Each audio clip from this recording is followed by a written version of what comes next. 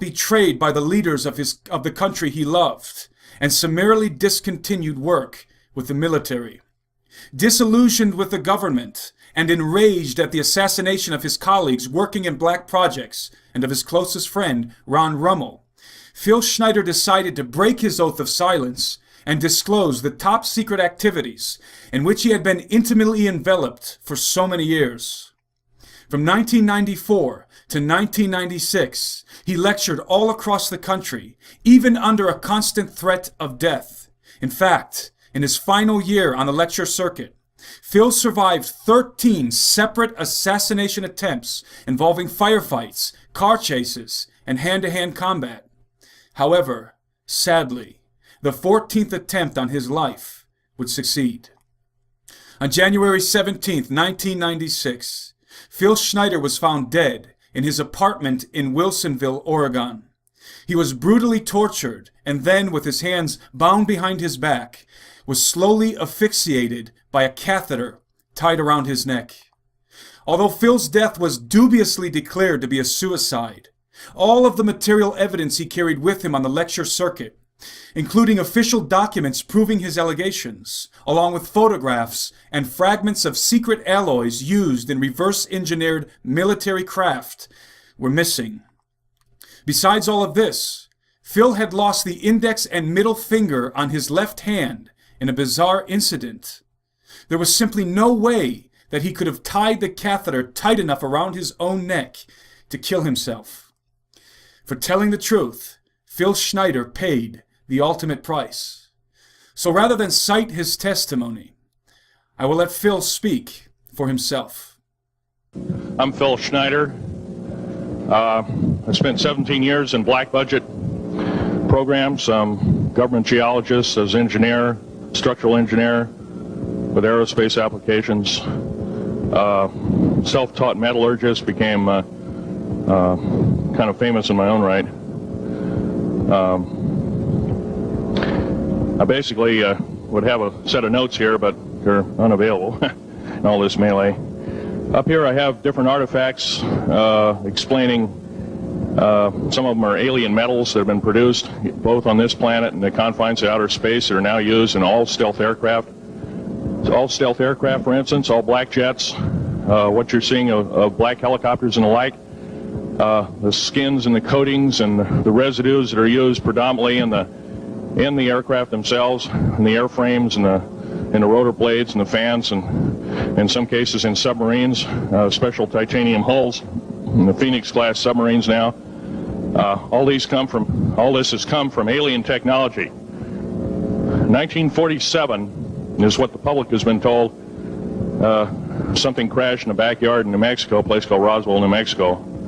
Unfortunately, that's what the public's been told. The military's known about the alien question for the better part of 70 years, and they first saw their glimpse of what was going on as early as 1909 in the American Southwest. Now, Army cavalry evidently were chasing some bandits, and they entered this cave. They were holed up in a cave, and what they found in there was flying discs and little gray guys and all kinds of weird things, and they didn't know how to explain that, and they wrote them down as best they could, and it's been in secret archives ever since. And it's up down by the Truth or Consequences area of New Mexico. Well, the alien thing is more than just what I'd call a non-visible threat. We on the surface, first of all information dealing with alien or alien reproduced technology or alien reproduced vehicles or any other kinds of things well hidden from the American public. Our black budget, for instance, garners $1.023 trillion every 2 years. It's over $500 billion a year. Right now, there are 131 active deep underground military bases in the United States. There's 1,477 of them worldwide. Each one has an average cost of $17 to $19 billion. Each one is built in the site. It used to be it'd take a year to 2 years to build each one, and now they're capable of building a couple of them a year with sophisticated methods.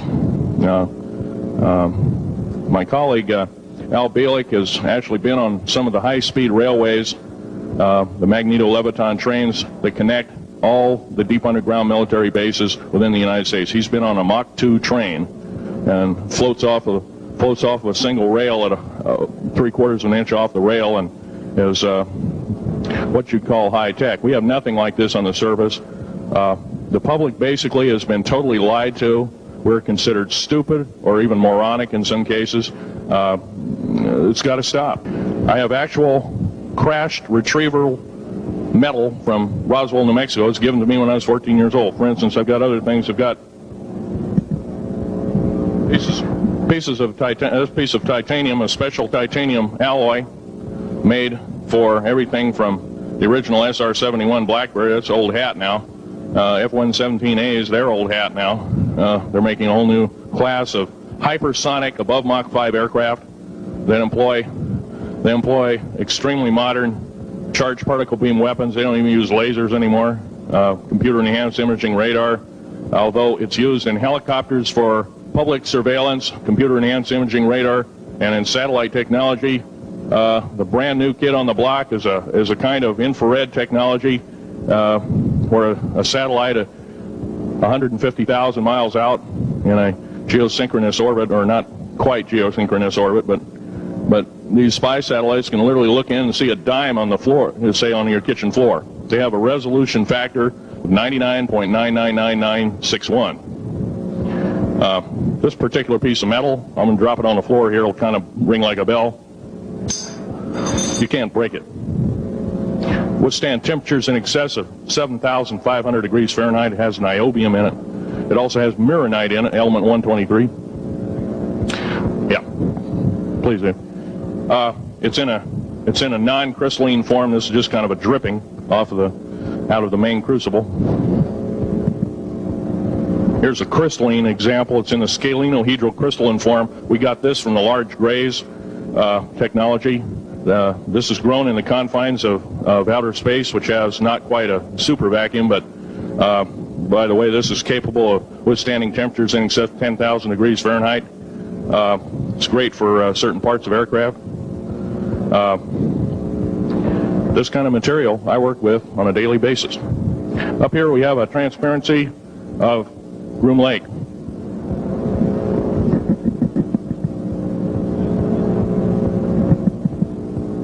Groom Lake is where the infamous Area 51, S4, S2, a CIA base, it was originally a bombing range, a nuclear test site. It was later become the most secret base in the United States.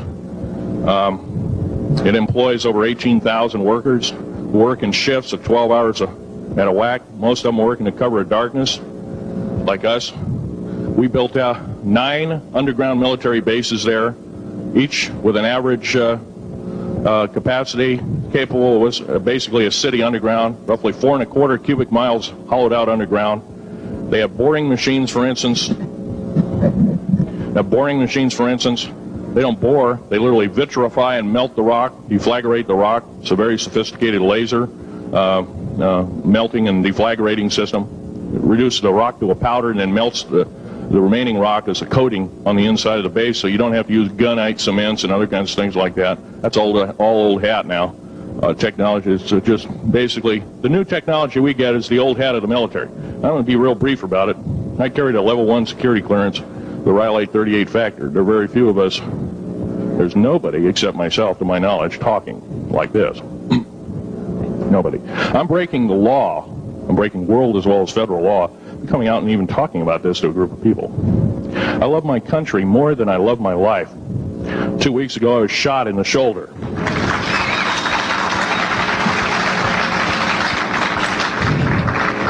I don't want to gore you women out, but I was shot in the shoulder up here. I recently have become friends of a retired FBI agent who took me under the wing. He says, I've never seen a person braver than you. And I said, well, there's more coming.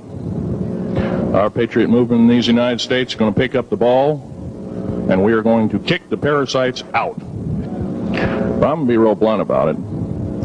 The government that is now instilled in ruling over us are ruling as we're serfs and they're the kings and queens.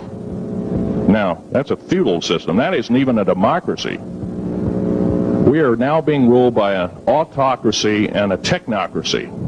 In other words, technical knowledge as rules as king, with a feudal type system. Feudal systems haven't been used in the last 350 years, and they're coming back like gangbusters. If we are complacent, if we do not speak out in droves, and I'm not just talking about me, I'm talking about a bunch of us getting together and getting on this stump and loving our country more than we love our lives, getting on, some of us are going to get killed. I almost got killed a couple of weeks ago. Hadn't been for an FBI, a retired FBI man who risked his life, his career, everything, put it all on the line, and he didn't know me from Adam. A week prior to that, he listened to one of my tapes I gave up in Post Falls, Idaho, and I'm going to be very blunt about, he said that we need a lot more of you, but unfortunately we're not getting anybody. In working with the black projects, I was very loyal. I was picked because I was very strong mentally. There's a bunch of us that were picked because we don't crack under pressure. We don't freak under pressure, so to speak. Everyday events don't bother us. Now, I was involved in something very controversial, almost totally unbelievable to most of you. During the unbelievable part, I was involved in building another base inside of Dulce, New Mexico, which is Los Alamos Laboratory. It's a biological laboratory. On the southwest part of the Archuleta Mesa, we built an underground facility, a better part of 3 cubic miles hollowed out underground. Then to the southwest of that, we were in the process of the early stages of building. We drilled 4 large tunnel-like holes. Some of them ran 2.5 miles under the surface. Number of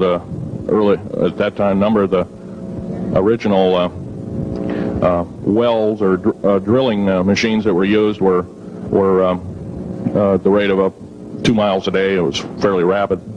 The equipment kept coming up broken. So we wanted to go down, we wanted to send somebody down there, a human observer, or human observers in this case, to find out what was going on. Well, to our total surprise, first of all, the government knew all about it. They didn't tell anybody. When I saw Green Beret and Black Beret people encamped inside of our geologist camp, I knew something was up, the gig was up. First of all, I knew all about the alien agenda. I'll explain that in a few minutes.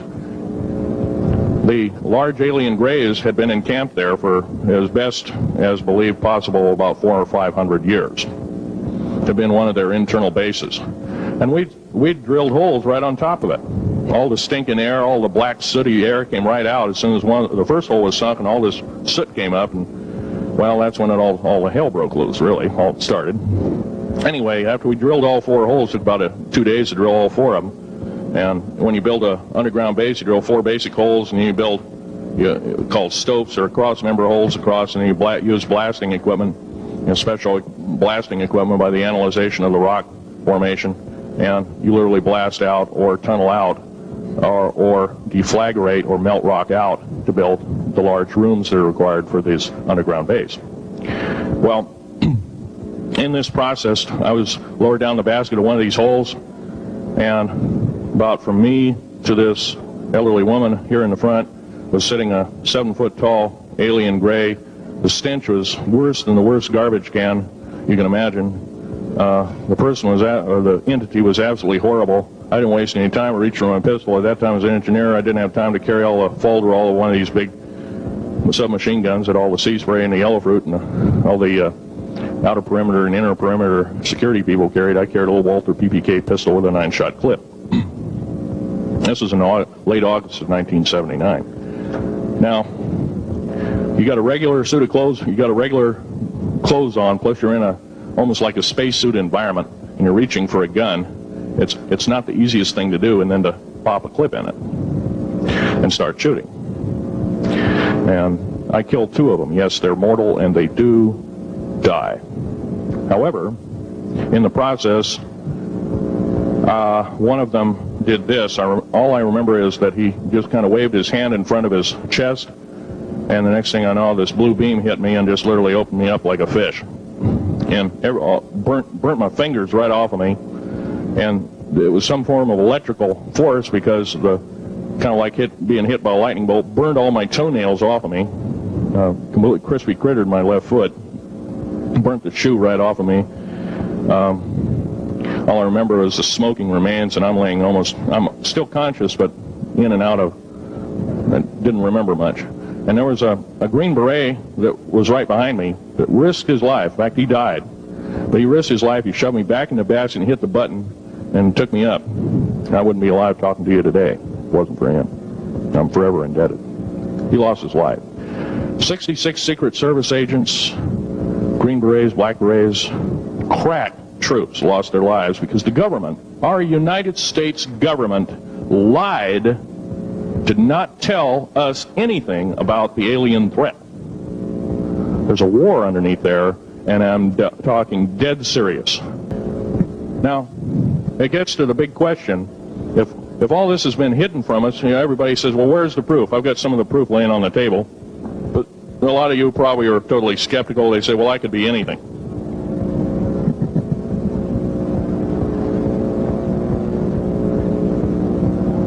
In my hand here, I have a piece of what's called corbamite. It's the heaviest element in the world. Element 140. This piece of material weighs 15 ounces. It's 3.5 times the weight of uranium. It cannot be made to emit gamma rays. It cannot be isotoped. It is totally stable. It is used in all stealth aircraft and all Phoenix-class submarines. When combined with other alien elements, it is impregnable. It cannot be melted with charged particle beam weapon. When properly combined in secretive compounds, it can withstand temperatures in excess of 10 million degrees Fahrenheit. This particular piece of metal is an amazing piece of technology. It's capable of being grown in 15 different crystal systems. Now, I'm a geologist, and I, prior to 15 or 20 years ago, knew of only 6 crystal systems. There's actually 15, if you count all the alien metals. Now, this is only element 140. If you look at the local periodic table in your local library, it says 104. Somewhere down the line, we've been lied to and we've been cheated. What we have to do is we have to literally ask for the truth. If we cannot ask for the truth, we must demand the truth. We must take it before courts of law and common law systems, and we must demand it. After the great firefight, the alien-human war, I am the only living survivor talking about it worldwide at all. Only one.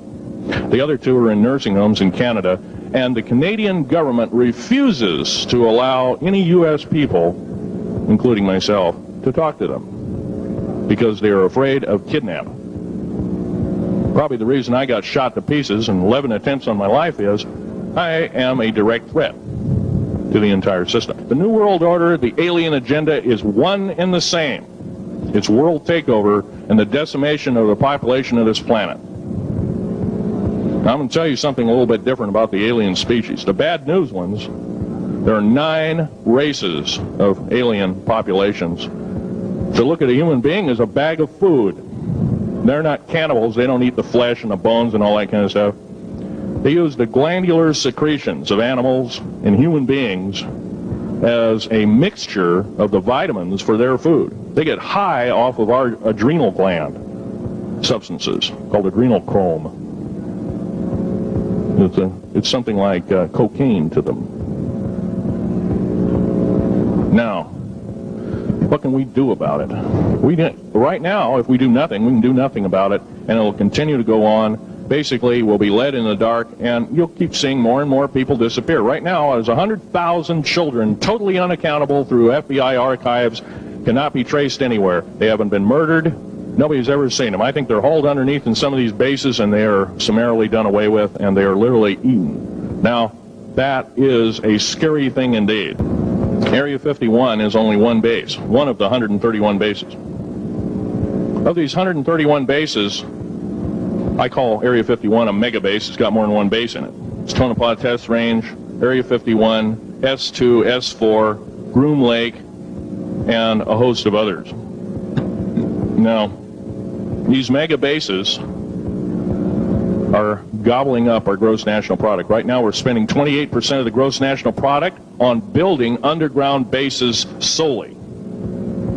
That doesn't count for the defense budget. That doesn't count for the spare parts budget. It doesn't count for any of that at all. And the black budget is dead wrong. It sidesteps the United States Congress and its constitution of its people and says you're a bunch of morons, you don't need to know.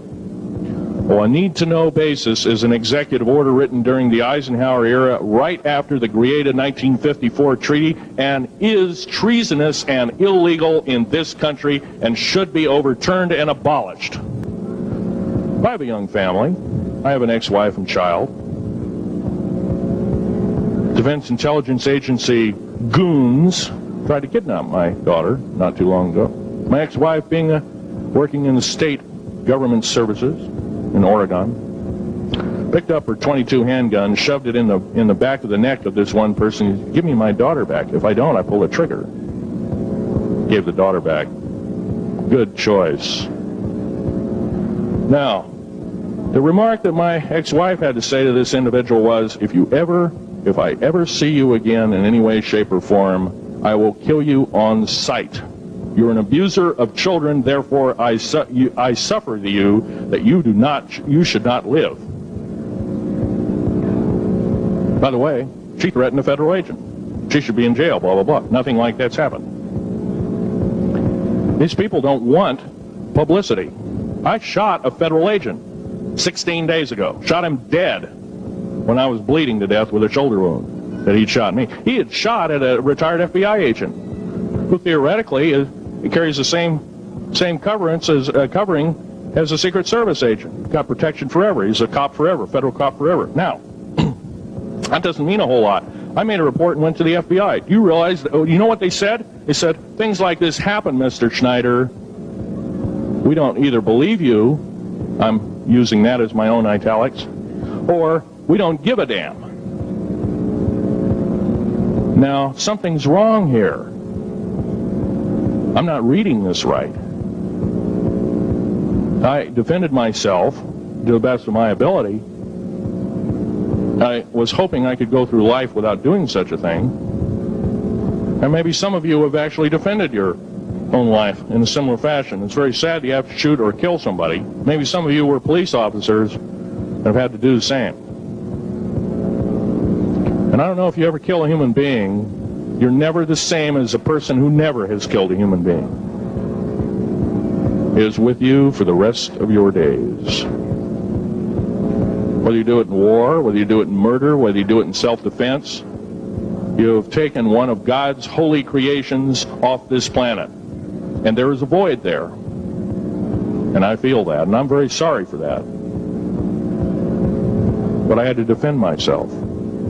Otherwise, I wouldn't be here. My message must continue. I'm doing it on my own money. And I'll continue to do it. As long as it takes. As long as I've got to live. I've got cancer. I'm dying.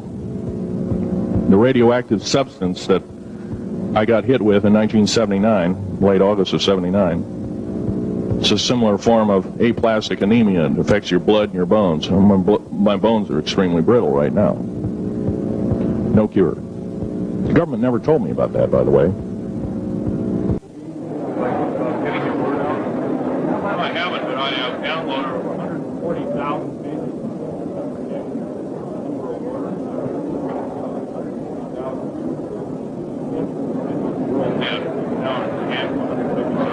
Would you go on down the line? How about yourself? We'll take anything and everything to get the word out. If the testimony of Phil Schneider is simply too incredible for you to believe, consider this. Men are not assassinated unless they pose a legitimate threat to someone. Those who are conspiring in secret beneath our feet, subverting our laws, and dancing with the devil, will go to any length to conceal their deeds, and will eliminate anyone who dares pull back the curtains and expose the works of darkness to the emancipating light of truth. Finally, I am compelled to bring this analysis to a conclusion with two verses from the Bible. Woe to those who seek deep to hide their counsel far from the Lord, and their works are in the dark. They say, "Who sees us? And who knows us?" For my eyes are on all their ways. They are not hidden from my face, nor is their iniquity hidden from my eyes. Reporting for SteveQuayle.com, I'm Timothy Alberino, and that's my analysis.